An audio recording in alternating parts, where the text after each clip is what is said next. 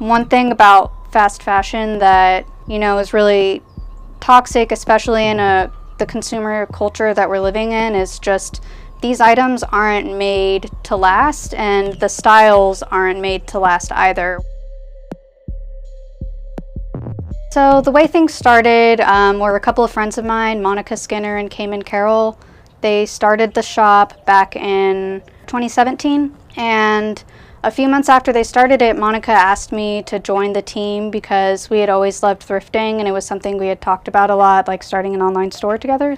Another huge thing for us was sustainability and taking these items that otherwise could end up in a landfill and just finding them a better home.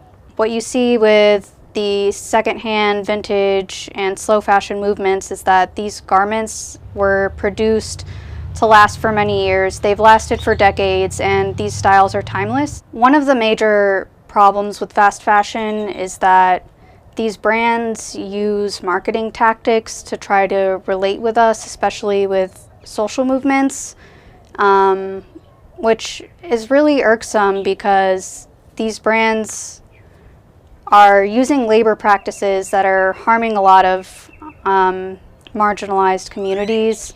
And you look at these campaigns where, they're saying Black Lives Matter or diversity matters, but at the same time they have all of these warehouse workers that are getting paid really low wages, or maybe they're using prison labor to make their products. You see this a lot with fast fashion brands where they're small designers, often POC, and they take their designs and rip it off. Forever 21 did this recently with, I believe it was a Black-led nonprofit in California, and they took one of their t-shirt designs for their nonprofit and changed one word in it and made this design, and selling it at a lower price point and making who knows how much money off someone else's design. And another thing that you see with the sustainability movement is these fast fashion brands co-opting those terms. There's a lot of companies who are using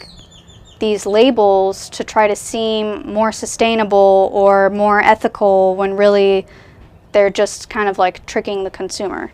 I don't really think that Austin is doing enough to combat the problem of sustainability, and I think there are a lot of social issues where Austin is lacking, and I think it's really important to think about the generations that are coming after us that have to deal with the repercussions of how we're living now. It's really difficult to wrestle with as a person because our government fails in so many ways to regulate industries and the way that we live to make things more sustainable and to care for the earth. But I do think we do have a certain amount of agency, especially if you have the financial privilege. And for the brand, it's something that's important to me. So I think about how we're contributing to consumerism sometimes, and I think in accepting that, I have some sort of power knowing that at least what we're doing is sustainable. At least what we're doing is keeping this item out of the landfill, finding it, a good home where someone's gonna love it and that item is gonna live on, and that's really at the heart of it.